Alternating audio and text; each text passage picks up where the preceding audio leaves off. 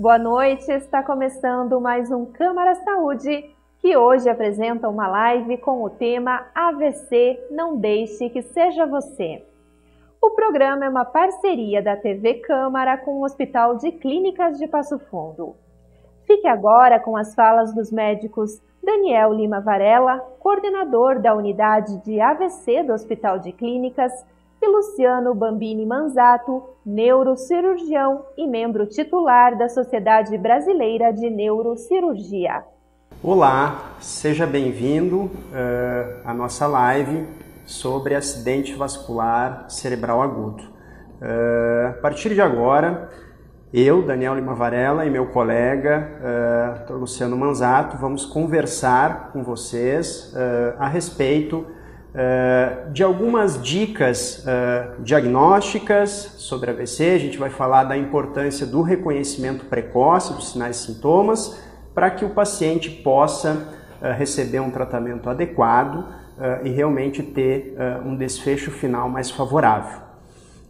Por que a gente está fazendo essa live no final do mês de outubro? Bom, esta última semana de outubro ela é muito importante porque no dia 29, amanhã, ocorre o Dia Mundial de Conscientização sobre o AVC.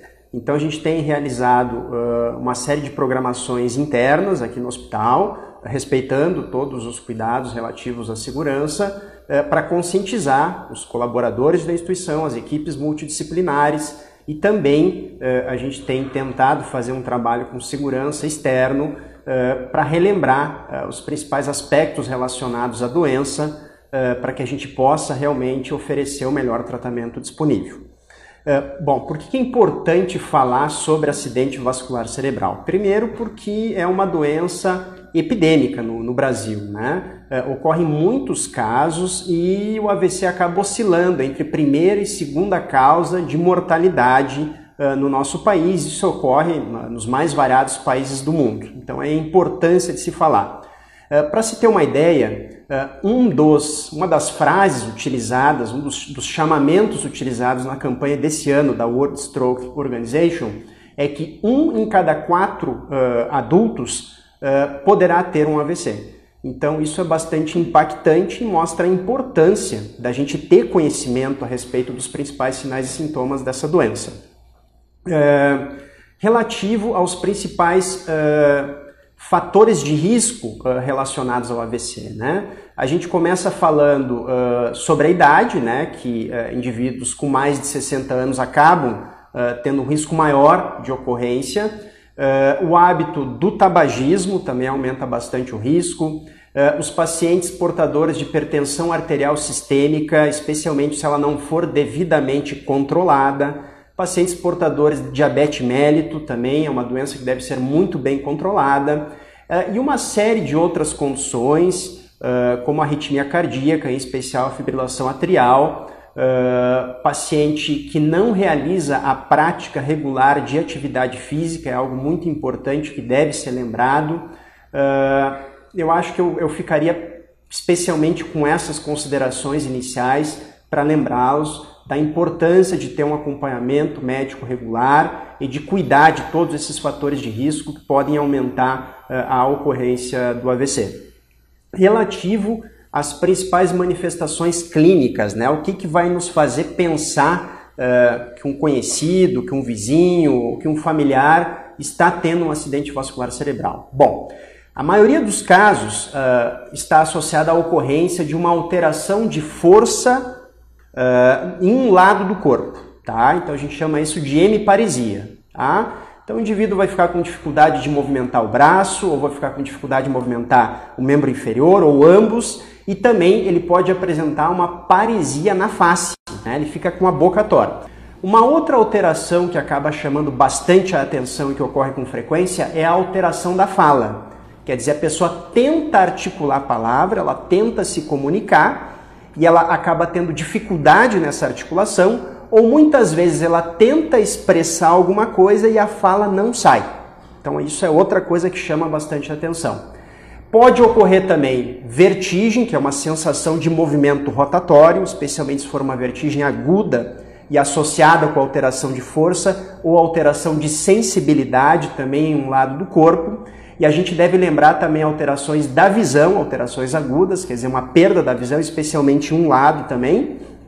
E também pode ocorrer alteração do equilíbrio para caminhar, e em alguns casos também pode ocorrer um episódio de dor de cabeça, de cefaleia intensa. Então, todas essas alterações, até prova em contrário, devem ser consideradas potencialmente um acidente vascular cerebral, e esse paciente merece receber um atendimento o mais rápido possível em uma unidade hospitalar preparada para oferecer o melhor tratamento disponível no momento. Isso é outro fator muito importante, tá?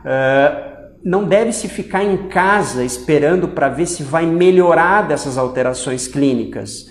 E uma outra coisa que também a gente vê com frequência é, geralmente, nos momentos iniciais da ocorrência de um AVC, ocorre uma elevação da pressão arterial, né? E por vezes as pessoas, no sentido assim de querer tomar alguma providência para ajudar o indivíduo, acabam oferecendo um medicamento para baixar a pressão do paciente. A gente também não recomenda que isso seja feito.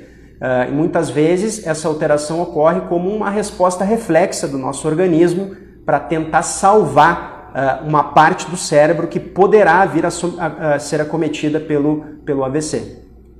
Pessoal, por que é tão importante o reconhecimento precoce dos sinais e sintomas para que o paciente possa ser levado para a unidade hospitalar e receber o tratamento adequado?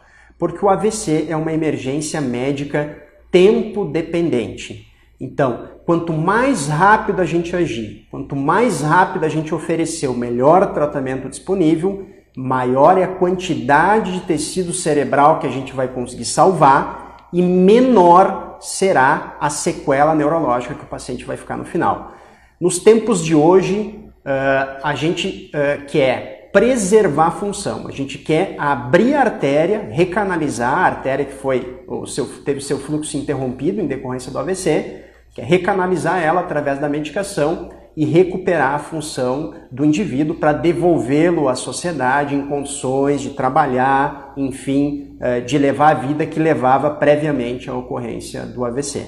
Então, por isso que é tão importante a chegada rápida à unidade hospitalar que tenha condições de atender e de receber esse paciente. A gente vai passar para os senhores que acompanham a nossa live um método mnemônico para ajudar a lembrar e a reconhecer o paciente que possa estar apresentando um acidente vascular cerebral. A gente usa a sigla SAMU, tá?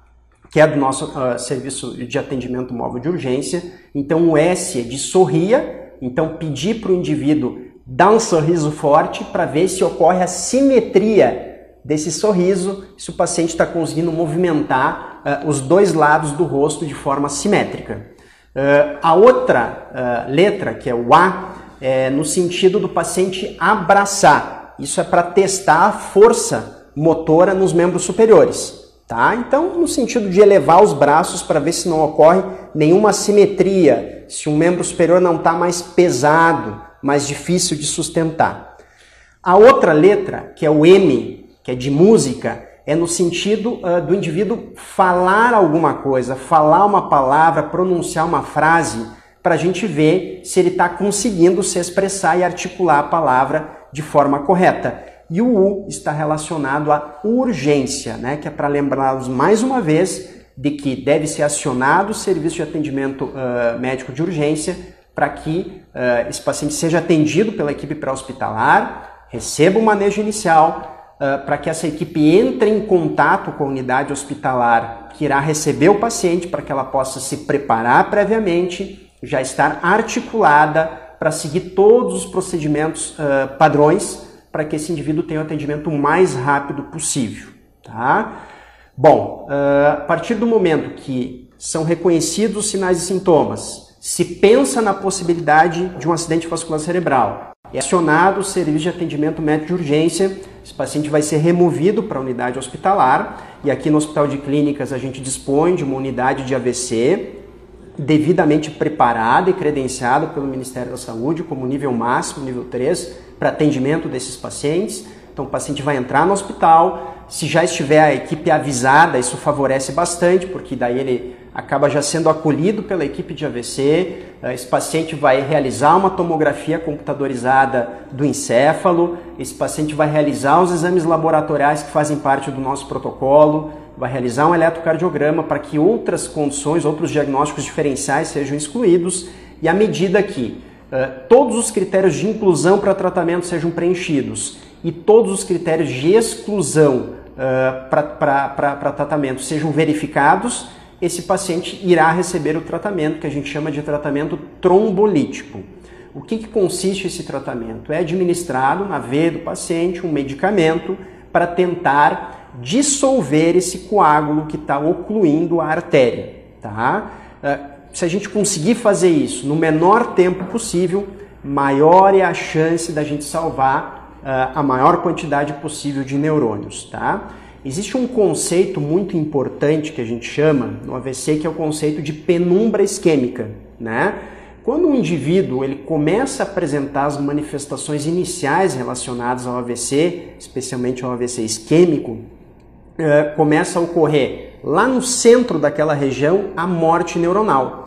E na região circunjacente, o tecido cerebral vai entrar num limiar de falência elétrica e falência energética.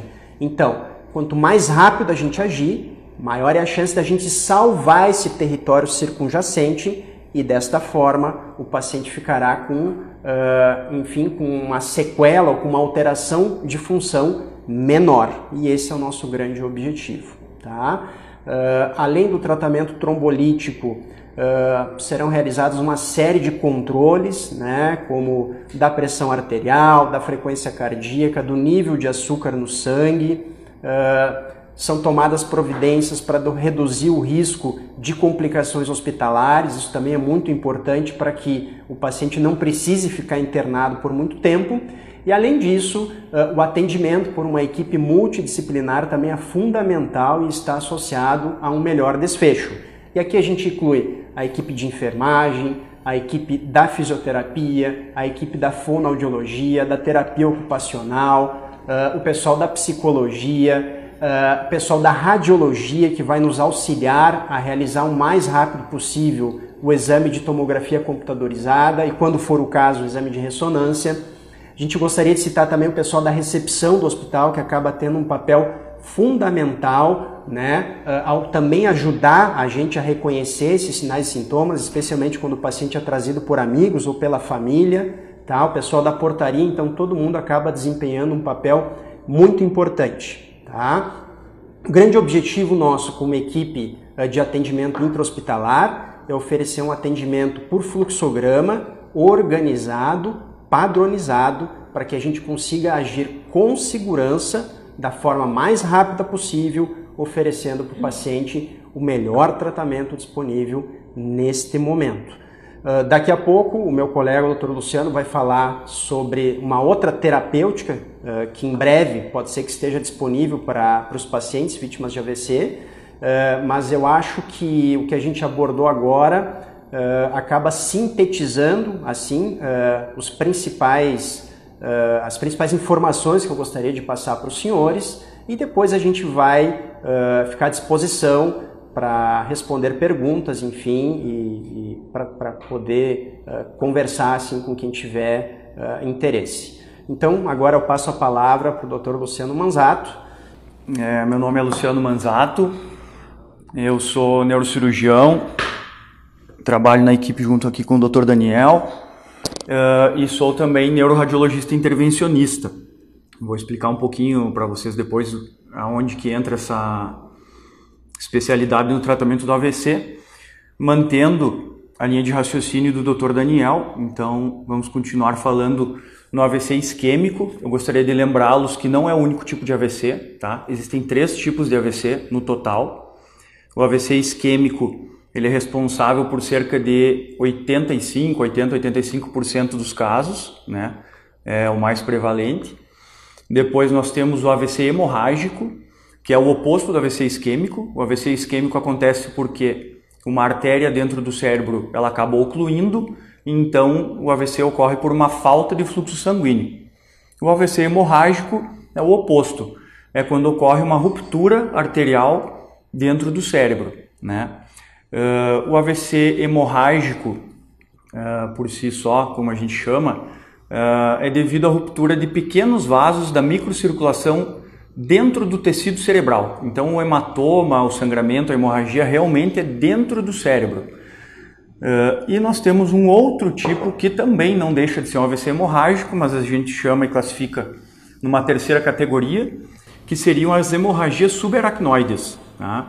Que são sangramentos da porção da entrada, da onde os vasos entram no cérebro, né? Não acarretam sangramento propriamente dito dentro do parênquima cerebral, são sangramentos que circundam o cérebro, de vasos muito maiores, né? E na grande maioria das vezes em decorrência da ruptura de aneurismas cerebrais, tá? Esse é o menos frequente, responsável em torno de 5% dos casos, mas é o mais fatal, tá? Em torno de 50% dos casos, ainda com todas as terapias que nós temos, acontece, infelizmente, o óbito.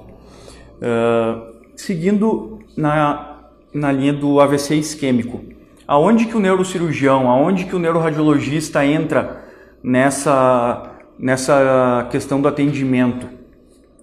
A gente sabe que esse medicamento que o Dr. Daniel comentou, que são os trombolíticos, que são feitos na veia do paciente para tentar dissolver esses coágulos, quando ocorrem oclusões de grandes vasos dentro do cérebro, essa medicação ela não é suficiente, ela não consegue dissolver esses coágulos, né?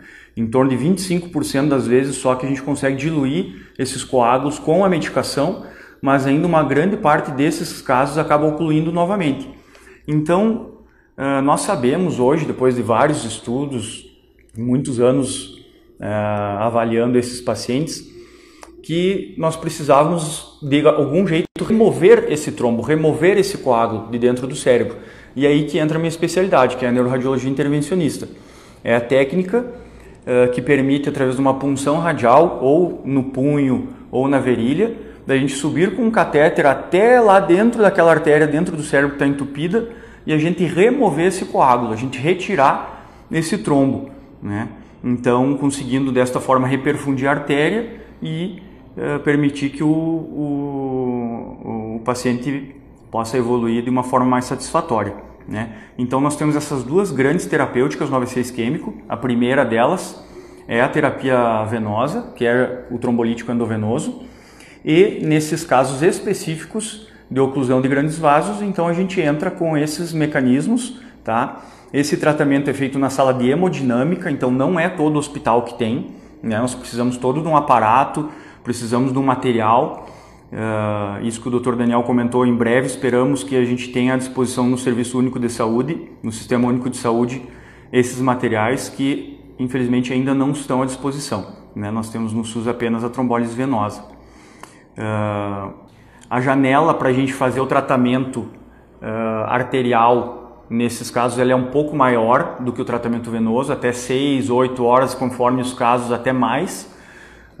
10, 24 horas, conforme a situação do paciente, a gente consegue ainda desobstruir essa artéria e trazer um benefício para esse paciente, né? Enquanto que a terapêutica endovenosa, o nosso tempo limite são 4 horas e meia. Então isso é importante vocês lembrar. Se tiver uma mensagem para vocês ficarem aqui, tempo é cérebro. Quanto mais cedo o paciente chegar na nossa instituição, maior é a chance desse paciente sair daqui melhor, tá? Quanto mais a gente perde tempo no tratamento, maior é a chance desse paciente evoluir de forma pior, tá? Mudando então para os AVCs hemorrágicos, tá? O AVC hemorrágico, aquele que eu comentei que sangra dentro do cérebro, que é em decorrência da ruptura de pequenos vasos da microcirculação. Esses AVCs, então, eles constam em torno de 10 a 15% dos casos, de todos os AVCs, né? A maioria das vezes são hemorragias pequenas, em que o tratamento é clínico, né? A gente fornece medicações para analgesia, às vezes para diminuir um pouco o inchaço do cérebro, mas esse hematoma, esse coágulo, é o próprio cérebro que absorve. E no caso de hemorragias maiores, então é necessária a intervenção cirúrgica. Precisa-se fazer um tratamento cirúrgico, cortar aqui, fazer a incisão na pele, tirar uma área de craniotomia, que a gente chama, que é fazer um recorte no osso e tirar esse osso, entrar lá dentro desse hematoma e aspirar esse sangramento. Tá? Os fatores de risco são semelhantes aos que o Dr. Daniel comentou, dando ênfase para hipertensão arterial sistêmica mal controlada. Tá? Assim como o AVC isquêmico, esse tipo de AVC hemorrágico, o principal fator de risco para ele ocorrer é pressão alta mal acompanhada e mal tratada. Né? Então a melhor forma de tratamento do AVC é a prevenção. É muito mais fácil a gente prevenir um AVC do que depois a gente tratar um AVC que aconteceu. Tá?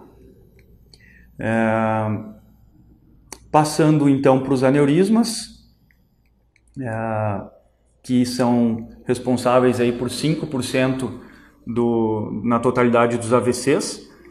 A gente acredita que em torno de 2 a 5% da população são portadores de aneurismas, tá? Mas uma minoria deles vai acabar rompendo, que é quando a gente acaba descobrindo esses aneurismas. Eles não costumam dar sintomas, a não ser quando eles rompem, né? Porque são, via de regra, lesões pequenas. Então a gente acaba descobrindo esses aneurismas após a ruptura, após o acontecimento do AVC. Né? A taxa de mortalidade, como eu comentei, é alta, em torno de 50%, e a taxa de sequela definitiva também é alta, em torno de 40% a 60%. Tá? O que é o aneurisma, pessoal? O aneurisma é uma dilatação que acontece em algum vaso, em alguma artéria do cérebro, e essa dilatação com o tempo ela vai aumentando e pode acabar rompendo e causando esse sangramento. Então, como que é a forma de tratamento desses aneurismas? É a gente ocluir essa dilatação, ocluir essa bexiga, digamos assim, que fica dentro dessa artéria. Nós temos duas formas hoje em dia de tratamento. A forma que é mais preconizada no mundo todo pelos guidelines americanos e europeus é a terapia endovascular, que é essa parte do cateterismo. Da mesma forma que a gente consegue entrar lá dentro para desentupir a artéria no AVC isquêmico, a gente consegue entrar pelas artérias, entrar lá dentro do cérebro e ocluir esse aneurisma, com molas, com stents, com materiais que a gente tem à disposição. Hoje em dia esse é o tratamento de escolha, porque é um tratamento que é muito mais agressivo que o tratamento convencional, que também é muito bom, que é extremamente estudado, também com resultados muito bons, que é a cirurgia. Né? Da mesma forma que a gente entra lá para absorver aquele hematoma que eu comentei do AVC hemorrágico, a gente tem que fazer a cirurgia, entrar lá dentro do cérebro desse paciente, achar essa dilatação aneurismática e a gente coloca um clipe, né? Para então evitar que o sangue continue circulando dentro desse aneurisma. Né? Essas são as duas formas que nós temos à disposição. O neurocirurgião ou neurocirurgião endovascular acabam ficando mais com essas duas etapas do tratamento do AVC, né? Mas realmente a porta de entrada é feita pelos colegas da neurologia, como o Dr. Daniel comentou. Né?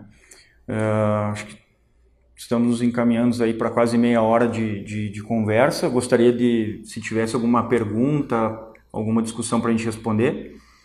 Não sei se o Dr. Daniel gostaria de fazer alguma outra consideração. Acho que a principal dica, a principal mensagem que a gente gostaria de deixar hoje é: não atrasem a busca do atendimento médico. O AVC, muitas vezes, o próprio familiar pode reconhecer, né, que o paciente não está bem. Leva o mais rápido possível esse paciente para a emergência, porque quanto mais precoce chegar, mais fácil é o nosso tratamento. Então nós temos uma pergunta aqui. Podem ocorrer convulsões depois do aneurisma?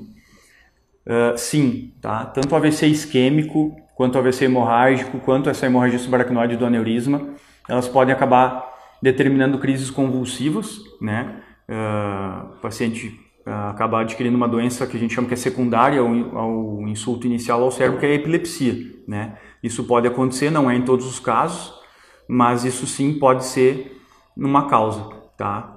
Às vezes até a apresentação inicial do AVC, principalmente nas hemorragias, pode ser com crise convulsiva, tá, pessoal?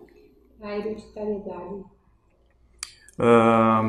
Existem algumas pessoas que têm um fator genético familiar para desenvolvimento de aneurismas cerebrais, tá? A gente sabe que até 15 a 20% dos casos, o aneurisma ele pode ter herança familiar, tá? Tem o componente genético do próprio paciente, principalmente, né? Tem fatores de risco ambientais, hipertensão de novo, né? Maltratada é um dos principais, e o tabagismo, né? E tem também a herança genética, tá? Familiar. Quando que a gente tem que suspeitar que um paciente possa ter um aneurisma ou relacionado aos seus familiares? A gente investiga sempre familiares de primeiro grau de pessoas que tiveram pelo menos 2 familiares de primeiro grau com aneurisma diagnosticado na família, né? Ou seja, eu tive um irmão com aneurisma e a minha mãe com aneurisma, então eu já teria indicação de investigar, né? Como o aneurisma não é uma doença tão prevalente, nós não investigamos todo mundo, tá? O que tem acontecido hoje em dia é que, em decorrência da evolução da tomografia, da ressonância, pacientes que vão investigar outras coisas, tontura, mal-estar, dor de cabeça, acabam fazendo uma ressonância e o aneurisma acaba aparecendo, né? Mas não é uma indicação para toda a população investigar, porque a chance de ter isso é baixa, em torno de 2 a 5%, como eu falei antes. Todos os tipos de AVC são mais prevalentes a partir de 55 anos, né? E o aneurisma não é diferente, né?